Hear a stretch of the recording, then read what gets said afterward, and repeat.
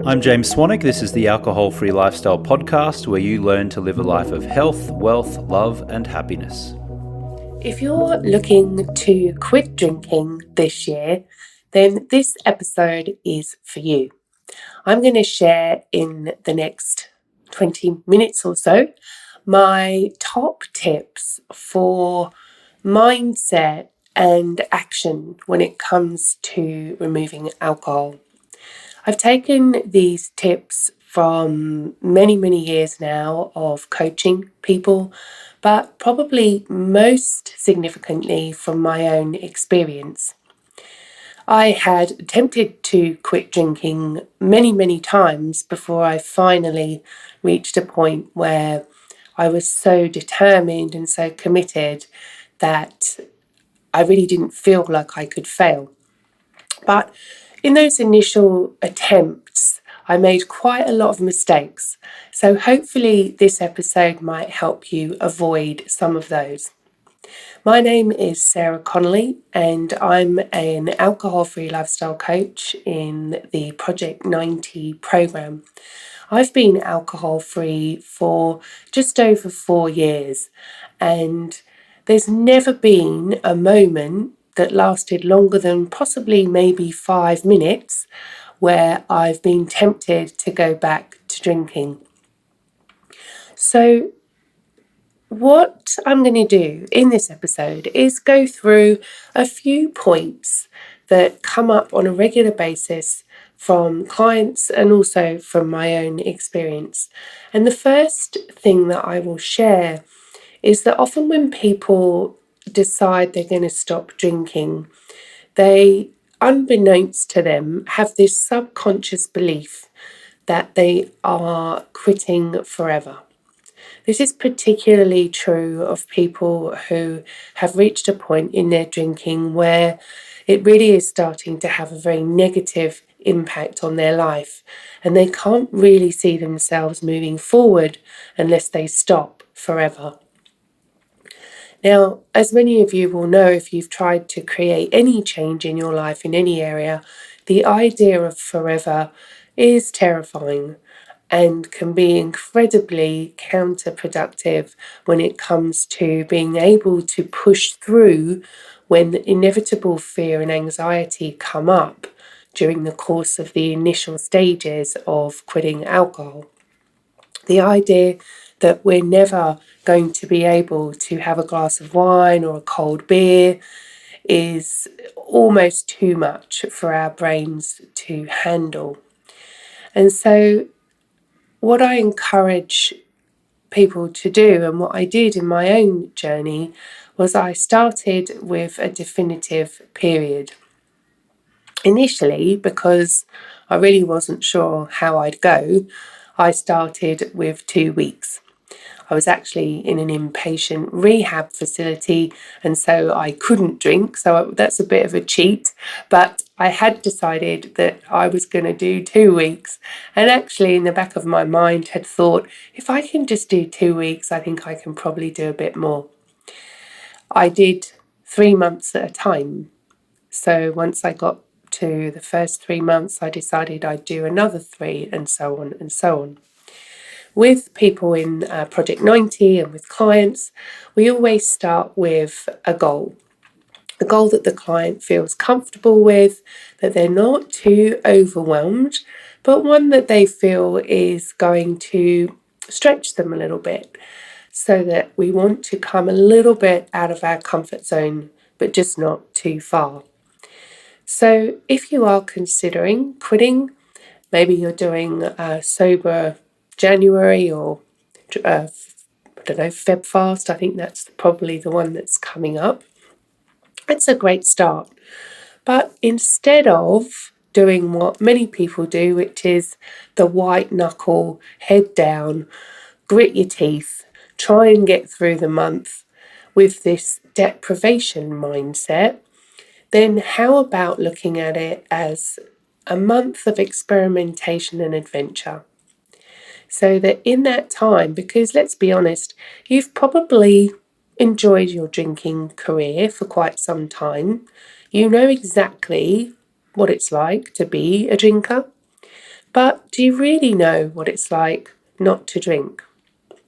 This takes me to my second point, which is many people, due to societal conditioning and also peer pressure, tend to think about quitting drinking with what we call a deprivation mindset. It's like, oh, I've got to stop drinking for my health or for my kids or for my partner. And it's this almost resigned approach to removing alcohol. It's couched in these negative terms and it's approached with trepidation instead of excitement. This deprivation mindset is a recipe for failure. The reason for that is because, well, it's pretty simple, really. It's hard to create any kind of change when we're motivated. So imagine trying to create change when you're not. And that's what happens when we approach quitting alcohol with this idea of I have to, I should, my mum wants me to. Then our motivation levels are already pretty low.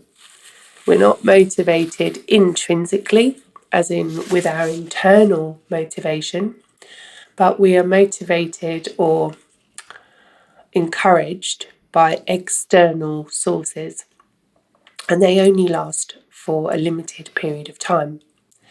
So the invitation here is to get really clear on what it is that you're going to gain from doing this.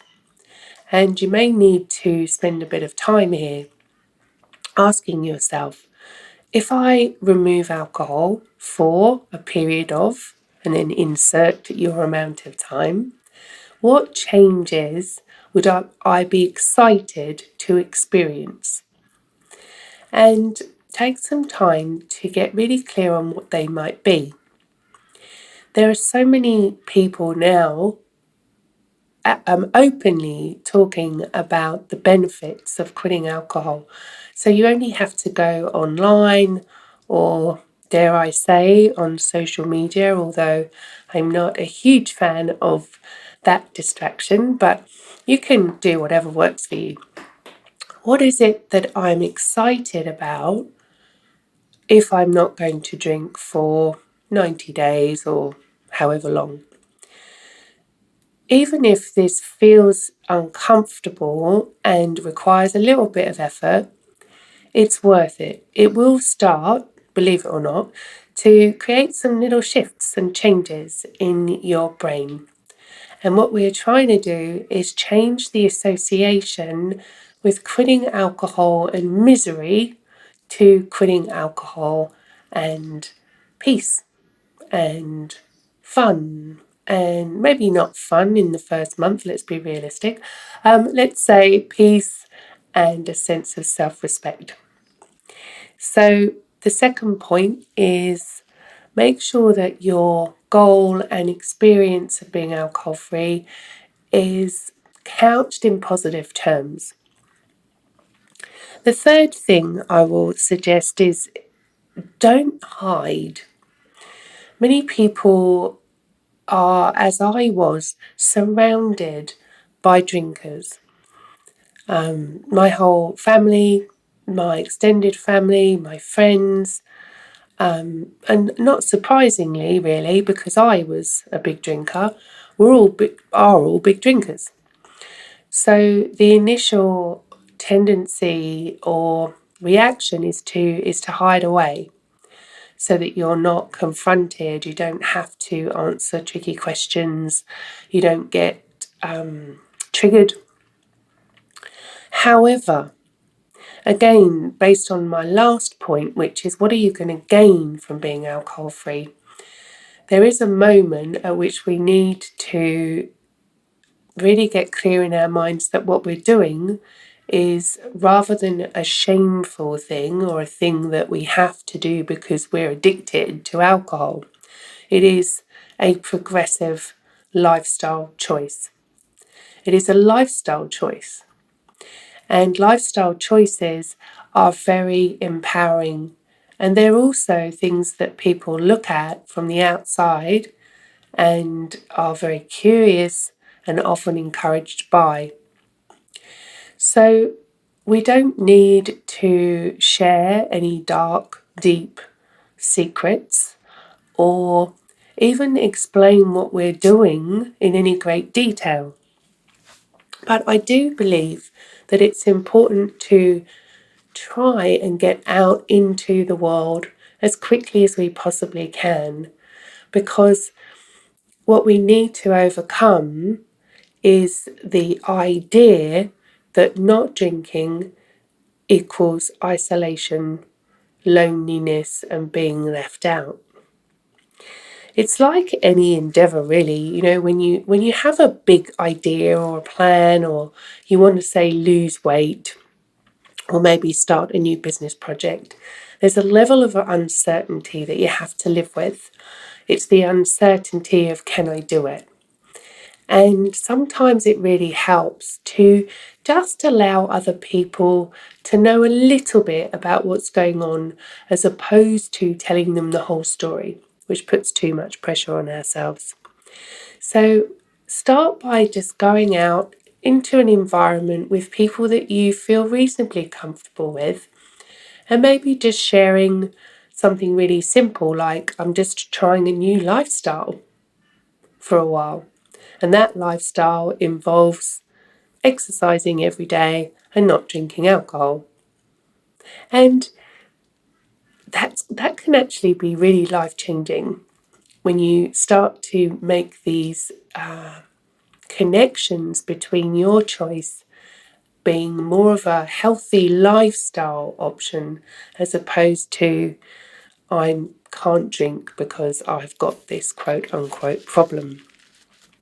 So see if you can strike a decent balance between telling people what you're doing but not putting too much pressure on yourself, because the alternative, and I've seen people do this before, is people get overexcited, go out and announce to the world, I'm never drinking again, this is me, I'm done, I'm going to be a new person, and within a month they are filled with shame and disappointment and embarrassment, which of course leads to associating quitting drinking with shame, disappointment, and embarrassment, which makes it so much harder the next time that they want to try. The next thing that people often do is they can be overly confident. When I went into the rehab clinic, the psychiatrist said to me just as I was about to leave, actually, he said, have you made sure that all the places where you hid alcohol in your home have been uncovered? I was actually quite offended because I hadn't hidden any alcohol in my home, but he was used to dealing with people that had, so I guess I understand why he asked. But what he was trying to say is, look, there are triggers that are going to pop up everywhere. You have no idea where they're going to come up. You're still learning about what is going to trigger you. And so it's best to be vigilant and overly cautious. Let's put it that way. So a trigger is essentially something that activates a part of you, your brain, and some neurotransmitters and all sorts of complicated things that happen in the brain when we see, hear, feel something that historically has made us pick up a drink. Hi, this is James Swanwick, and we're taking applications for our 90-day and 365-day stop drinking programs.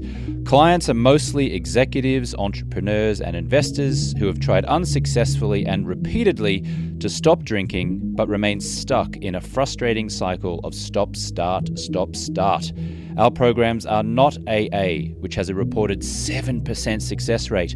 Our programs are not rehab, which has a reported 6% success rate. Our 90-day and 1-year programs involve a safe, fun, virtual community of high achievers with a process that boasts a scientifically proven 98% success rate of clients reaching at least 90 consecutive days alcohol-free. That's according to the University of Washington. We use the latest neuroscience and personal development processes to help rewire clients' brains around alcohol and minimize its importance in their lives. We will show you how to powerfully socialize with friends, family, and colleagues, what to say and how to say it so people don't mistakenly think you're an alcoholic or have a problem, and how to eliminate the temptation of returning to constant drinking so you break the stop-start cycle. To ensure client success, Project 90 can only accept 24 new clients each month. Some of those happy clients include John Keltner from California, who said, "I've lost 10 pounds." Susie Vaughan, a real estate broker in Tennessee, who said, "I've generated 20% more leads." Jessica Gaines from Kentucky, who says, "I've now got joy, focus, presence, and clarity." And Joe Worley from Michigan, who says, "My wife has the real Joe back." If you're an executive, entrepreneur, investor, real estate professional, attorney, doctor, and you're sick of the stop-start cycle and the damaging effects alcohol has on your health, happiness, and family, and you're ready to regain confidence, become more present with your spouse and children, reduce stress, anxiety, and irritability, sleep better, increase focus and productivity, and feel better quickly, you're invited to apply to become one of our 24 monthly Project 90 clients. Applicants can apply for an introductory interview by visiting alcoholfreelifestyle.com/project90. There's also a link in this episode's show notes. That's alcoholfreelifestyle.com/project90. Application interviews are limited and are conducted on a first-come, first-served basis. Okay, let's get back to the show.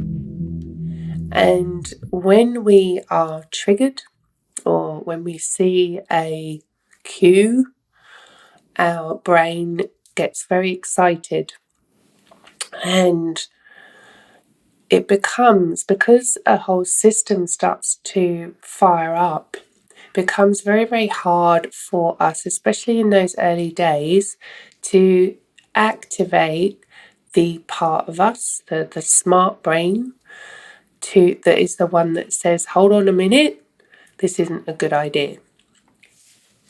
So the general message is be prepared for the fact that things are going to pop up in your environment, things that you may not even be aware of or conscious of, that will activate you and put you in a state where your decision-making capacity is severely impaired. So don't underestimate this. It has nothing to do with your willpower, your personal strength. There is nothing wrong with you. If you are triggered, it's totally normal. But we must be prepared to accept that the nature of triggers means that we are and can be very out of control, especially in the early days. What people tend to do is say to themselves, I'm fine, oh, it doesn't matter, I can see alcohol, I'm just gonna clench my fists, grit my teeth, and say to myself, I can do this. And that can work. That can work when you're in a reasonably stable state of mind. But if you add or layer a few triggers, so you've had a really bad day at work, and then you get a phone call from your wife, and your kids maybe had an accident at school, and you start to layer all these different triggers, tiny stress points, and then you just happen to be driving past your local pub and you see John sitting outside with a cold beer, you're a goner. Because every single urge and neural pathway in your brain is leading you towards saying, I'm just going to have a drink now. And you forget your resolve, you forget the new behaviour that you want to create, because the neural pathways are so weak. They just haven't been created. They haven't had enough time. So do not underestimate the power of a trigger or triggers. And one of the ways that's really powerful in order to prepare yourself is to sit down with a pen and paper, and you can write down a few columns: people, places, situations, thoughts, emotions. And so under your people column, you might have John, John, my best mate, who's always sitting outside the pub. He's possibly a very powerful trigger for you. And then you can think of all the people that might be a trigger for you to go and have a drink. Do the same for places. So maybe your back garden and the chair where you always have a glass of wine, and just write down all the places which you have a strong association with drinking. Situations like the end of the day, as you walk in the door when you come home from work. Maybe it's on a Friday night after a long day and you're meeting the girls. Get clear on the situations that are going to trigger you, and let's not be unrealistic. There's probably quite a few here. And then thoughts and emotions. These are a little more subtle, but if you really want to get into this, you can start to sit down and think, what do I think when I'm drinking, when I want to drink? Do I think I deserve it? Do I think it's a reward? Do I feel I want to numb, that I can't cope, that I'm not good enough? All those types of thoughts that come along when it comes to us taking a drink. And emotions. Again, this takes a bit of work, a bit more subtle, but emotions like anxiety, fear, excitement, those are the types of emotions that can also set that process into play, that process of your brain starting to fire up and say, I'm up for a big hit of dopamine, and I know exactly where I can get that from. So create a trigger checklist. And really, awareness is the most important part of creating change. It's very hard to change our behaviours when we are not aware of what's triggering those behaviours. So create awareness and do not underestimate your triggers.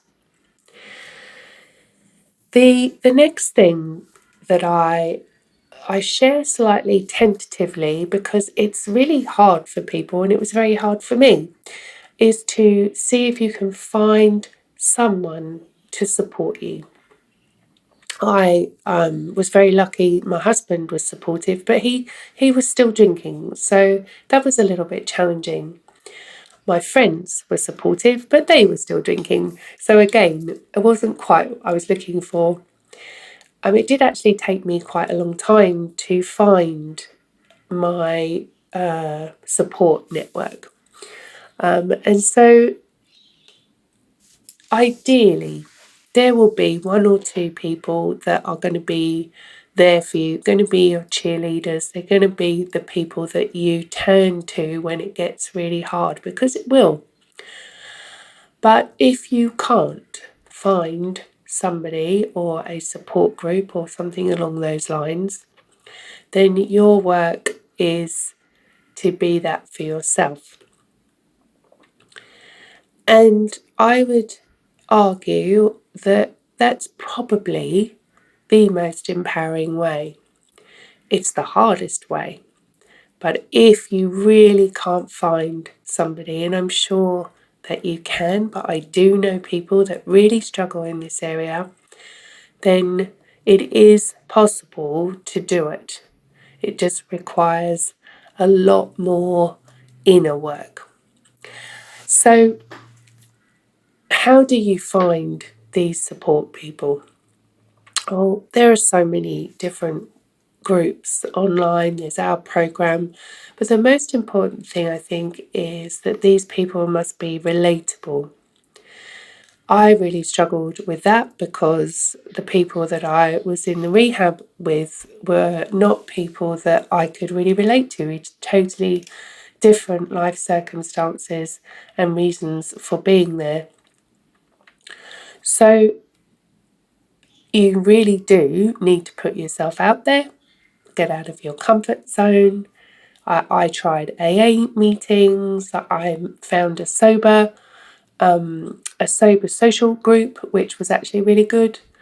So you need to get a bit creative here, but I really encourage you to do everything that you can to find at least one person that can say, yeah, I get it.